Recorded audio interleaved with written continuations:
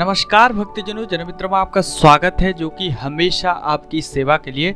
Students, मैंने आपको information bulletin JEE main के उसके साथ साथ आपको फॉर्म फिलअप कैसे करेंगे, उसके साथ सिलेबस, उसके साथ नोटिस, उसके साथ सारी चीज़ों के बारे में मैं एक एक करके बताते जा रहा हूँ। अब जो स्टूडेंट के डाउट निकल रहे हैं उसी के रिलेटेड हम लोग वीडियोस में ला रहे हैं कि आप लोगों को कोई दिक्कत की प्रॉब्लम फेस करना ना पड़े। ठीक है, तो अभी आज हम इसी वीडियो में बातचीत करने वाले हैं कि आपको रजिस्ट्रेशन करने के लिए कौन सी डॉक्यूमेंट की ज़रूरत है। और बहुत सारे स्टूडेंट के जो कमेंट थे कि आपको जो है कैटेगरी सर्टिफिकेट रिलेटेड कमेंट जो बहुत सारे आ रहे हैं, तो उसी रिलेटेड कमेंट के बारे में भी मैं बताऊंगा। तो एक एक करके चलो हम लोग शुरू करते हैं। और इसी चैनल पे हर एक चीज़ों के बारे में, नीट, आपको OUAT, CUAT, ICAR, हर एक चीज़ों के बारे में, जॉब इन्फॉर्मेशन के बारे में भी आपको हर एक तरीके का अपडेट मिलेगा। डेफिनेटली सब्सक्राइब करना और बेल आइकन को दबाना ना भूले ताकि पहले अपडेट आपके मोबाइल पर पहुंच सके। तो चलिए शुरू करते हैं। अगर मैं डॉक्यूमेंट की बात करूं तो आपको क्या होने से आप जो है जेईई मेन रजिस्ट्रेशन के लिए एलिजिबल होंगे, यानी कि आप कर सकते हैं।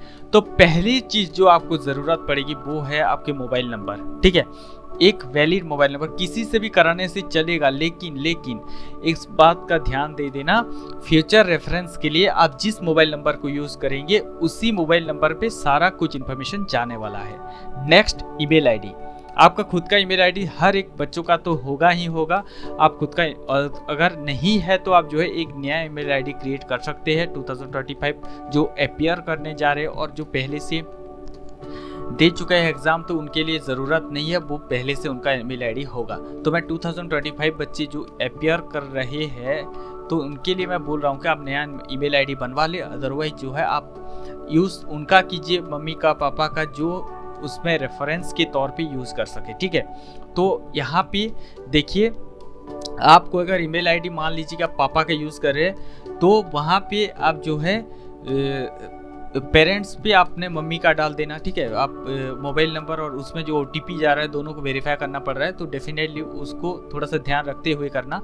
अपना खुद का मोबाइल नंबर डालना, अगर आप सेलफोन लेते हुए चल रहे हो तो डेफिनेटली आपका खुद का मोबाइल नंबर डालना अब जो रजिस्ट्रेशन के प्रोसेस में। और अब पेरेंट्स के जो मोबाइल नंबर ईमेल में आपका पापा का, मम्मी का, किसी का भी डाल दो, आपका चल जाएगा। ठीक है, लेकिन OTP वहाँ जाएगा, थोड़ा सा देख के करना, क्योंकि फिर अगेन आपको जो है हैरान होना पड़ सकता है, यानी कि आप फिर दोबारा रजिस्ट्रेशन, फिर पीछे आए, फिर आगे जाए। तो इसके लिए हमेशा जो आप फॉर्म फिलअप करते समय आप क्या करें, एक एक्स्ट्रा जो है ईमेल आईडी और उसके साथ साथ पापा का नंबर लेके चलें। ठीक है, अब चलिए तीसरा जो चीज़ है, आपको स्कैन फोटो होनी चाहिए। आपके पास एक फोटोग्राफ होनी चाहिए रिसेंट वाला अभी का, और उसका जो है कलर यानी कि बैकग्राउंड वाइट होनी चाहिए। ठीक है, ये ज़रूरी है। उसके बाद मैं बता रहा हूँ इसको कैसे करना है।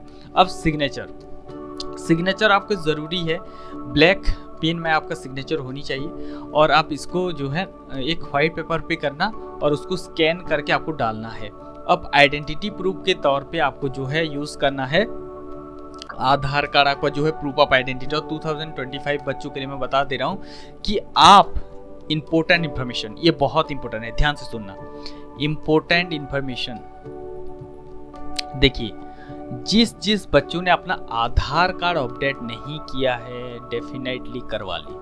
आधार कार्ड जिन्होंने अपडेट नहीं किया है, आइडेंटिटी प्रूफ का मैं बात कर रहा हूँ, आधार कार्ड जिन्होंने अपडेट नहीं किया है ज़रूर से करवा ले। और रिसेंट का फोटो अपडेट करवा लेना, क्योंकि जब आप एग्ज़ाम देने जाओगे जनवरी में तो आप ही का ही फोटो लगेगा। तो इसी फोटो पे आपका जो है वेरिफिकेशन होगा। मान लीजिए कि बहुत पुराना फोटो आपका डाला गया 2015 का, 13 का, जहाँ पे आपका पहले जो आधार कार्ड बना था, तो उसमें क्या होता है, बेसिकली आपका जो है आइडेंटिटी प्रूफ के तौर पे वो लोग नहीं लेते। बहुत सारे पुराना फोटो पे के साथ आपका चेहरा मैच भी नहीं होगा। अभी बहुत चेहरा चेंज हो जाता है। अप्रोक्सीमेटली आपको 17-18 साल हो रहा होगा, अप्रोक्सीमेटली 17 साल हो रहा होगा।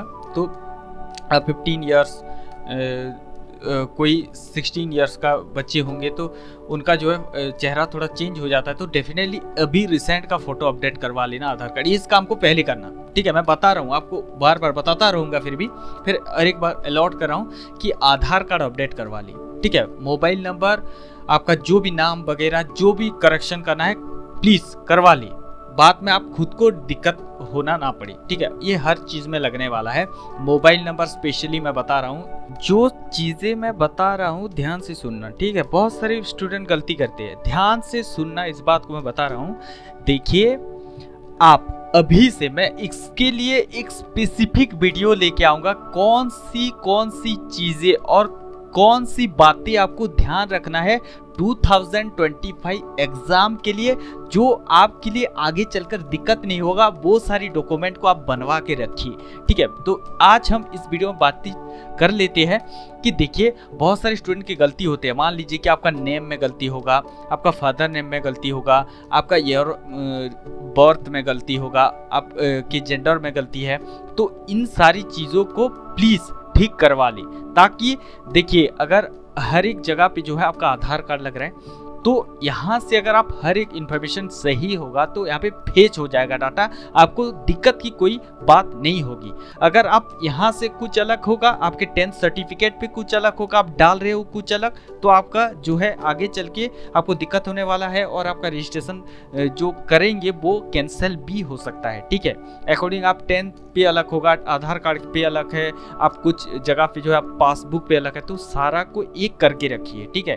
उसको सिंक्रोनाइज कीजिए। उसके बाद अगर मैं बताऊं तो यहाँ पे कुछ लोग का फोटो होता है जो पुराना वाला, बहुत पुराना वाला, जो पहचानने में नहीं आता है। तो इसके लिए आपको क्या करना है, रिसेंटली आधार सेंटर जाना है, आपके आसपास होगा, आधार सेंटर जाना है और वहाँ पे जाके अपना बायोमेट्रिक, ठीक है, अपना फोटो रिसेंट वाला बायोमेट्रिक जिसका अगर लग रहा है नहीं किए है, और आपका अगर कुछ करेक्शन है, तो वो भी करवा लेना, ठीक है। तो इन सारी चीज़ों को आपको डेफिनेटली करना है, तो ये आप कर लीजिएगा। अब आधार कार्ड करेक्शन हो गया, ठीक है। अब आपकी कोई दिक्कत की बात नहीं, आप आइडेंटिटी प्रूफ के तौर पे यूज कर सकते हैं। अब चलिए दूसरा वाला डॉक्यूमेंट देखते हैं। आइडेंटिटी प्रूफ हो गया, ठीक है। अब कैटेगरी सर्टिफिकेट, यहाँ पे कैटेगरी सर्टिफिकेट में 2 बार दे दिया हूँ, ठीक है। इसको ले लेते हैं, इसको काट देते हैं, ठीक है। SC ST या OBC किसी भी कैटेगरी, WS कैटेगरी से बिलोंग करते हैं, तो डेफिनेटली आपका क्या होगा, कैटेगरी सर्टिफिकेट बनवाना ज़रूरी है, लेकिन अभी ज़रूरी नहीं है, अभी कुछ भी डाल सकते हैं। इसके मैं एक स्पेशल वीडियो लाऊंगा, ठीक है। कैटेगरी सर्टिफिकेट बहुत स्टूडेंट बोल रहे हैं कि हम पुराना वाला दे सकते हैं क्या, सेंट्रल वाला दे, आपको स्टेट वाला दे, तो डेफिनेटली आप स्टेट का भी चलेगा, सेंट्रल वाला चलेगा, कुछ भी डाल दो, वो आपका एक्सेप्ट करेगा। लेकिन जब जूसा काउंसलिंग होगा, आपका जो है काउंसलिंग स्टार्ट हो जाएगा, उसमें सेंट्रल वाला लगेगा। तो इस चीज़ को ध्यान देना और अपना सर्टिफिकेट बनवा लेना।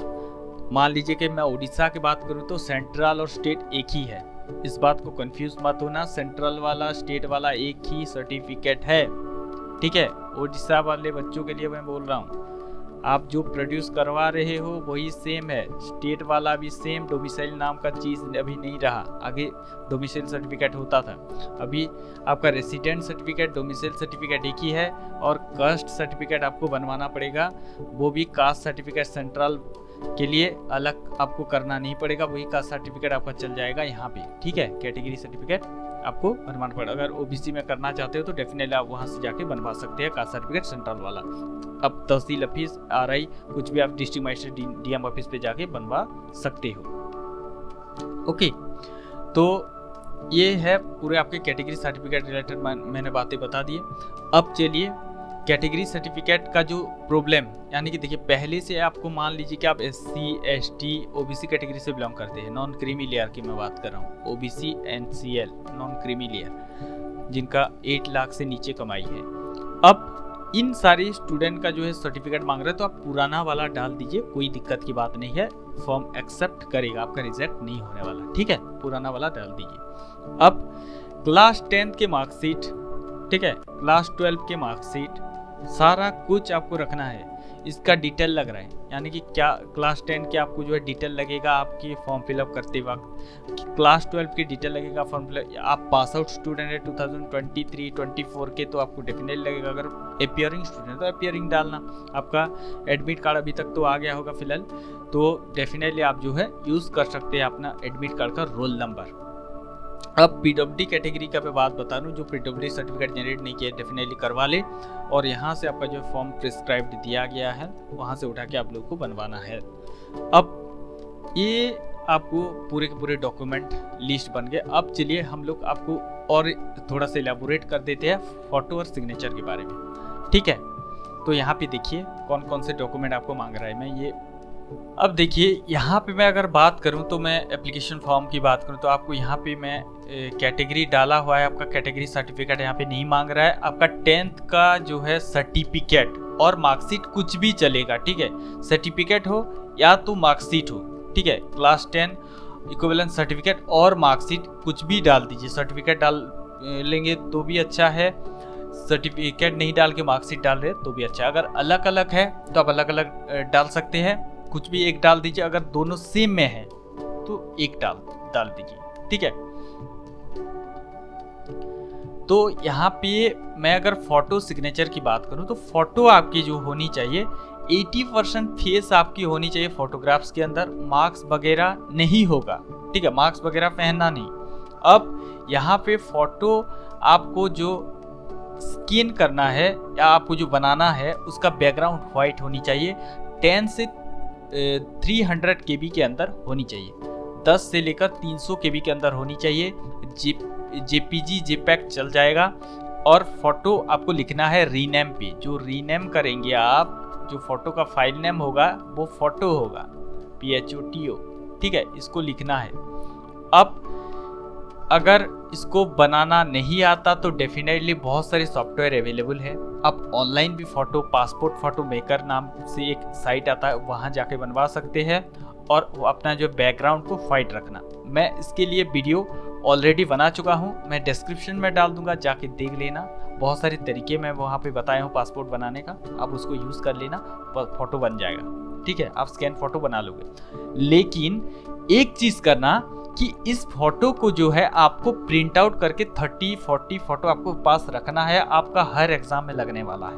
व्हाइट बैकग्राउंड, अच्छे से फोटो उठा लेना, बनवा लेना एक पासपोर्ट साइज फोटो, और जाके अपना प्रिंट आउट ले आना आसपास के नेट पार्लर से, और वहाँ से जो है या फोटो स्टूडियो जो भी है वहाँ से ले आना और उसको रखे रहना कि आपके एग्ज़ाम की दौरान हो। यानी कि जो बच्चे नीट अटेंड करने जा रहे हैं, जेई अटेंड करने जा रहे हैं, अभी तो जेई निकला है, अभी उसके बाद आएगा नीट का एग्ज़ाम, उसके बाद CUET, उसके बाद आपका ICR, हर एक एग्ज़ाम में आपको जो है OUET वगैरह में लगने वाला है। तो डेफिनेटली 30-40 बनवा के आज से रख लीजिए, ठीक है। ये टाइम है, हर चीज़ों को मैं पूरे फुल तरीके से बता रहा हूँ, ध्यान दे के सुनना, चीज़ों को कर लेना, मेरे बात मान के कर लेना, ठीक है। चलिए अब सिग्नेचर 10 से 50 KB के अंदर होनी चाहिए। और वही सेम चीज जैसे फोटो लिखे थे वैसे सिग्नेचर लिखना पड़ेगा, SIGNATURE।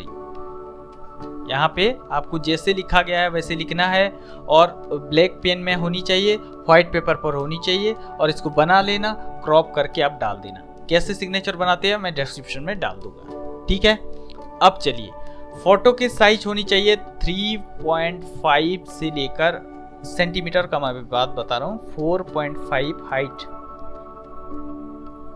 4.5 height, 3.5 width. अब सिग्नेचर आपको जो है सिग्नेचर वही सेम बनवा लेना, 150 इंटू आपके कर लो 100 पिक्सल, इसके अंदर आप जो है सिग्नेचर को बनवा सकते हो। 160-70 आप रिजोल्यूशन रखना, 160 विड्थ और 70 आपका जो है हाइट रखना, और इसमें से सिग्नेचर बनवा लेना, आपका ले जाएगा। अब सर्टिफिकेट जो लिखेंगे, देखिए क्लास X सर्टिफिकेट लिखना पड़ेगा। ये जो आपके नियम है क्लास X सर्टिफिकेट, वो जैसे नाम दिया है वैसे ही लिखना पड़ेगा, अदरवाइज ये एक्सेप्ट नहीं करेगा, ठीक है। उसके बाद आपको जो है 10 से 300 KB के अंदर होनी चाहिए। और इसको बनाना कैसे, आपको फोटो उठा लेना है आपकी मार्कशीट और सर्टिफिकेट का, आपको आ जाना है ilovepdf.com पे, और वहाँ पे आपका जो है फोटो को कन्वर्ट कर देना है PDF पर, उसको डालना है, क्लास X सर्टिफिकेट रीनेम कर देना है और उसको यहाँ पे अपलोड करना है, ठीक है। इतना हो गया PWD सर्टिफिकेट, वही PWD सर्टिफिकेट। उसके बाद अगर मैं बातचीत करूँ कैटेगरी सर्टिफिकेट की, तो कैटेगरी सर्टिफिकेट ज़रूर से बनवा ले, आज से वो जाके जोसा काउंसलिंग में लगने वाला है। तो डेफिनेटली आप जो है उस टाइम पे जनवरी के बाद बनाना, लेकिन डेफिनेटली 4 महीने के अंदर आपको जो बनवा लेना है।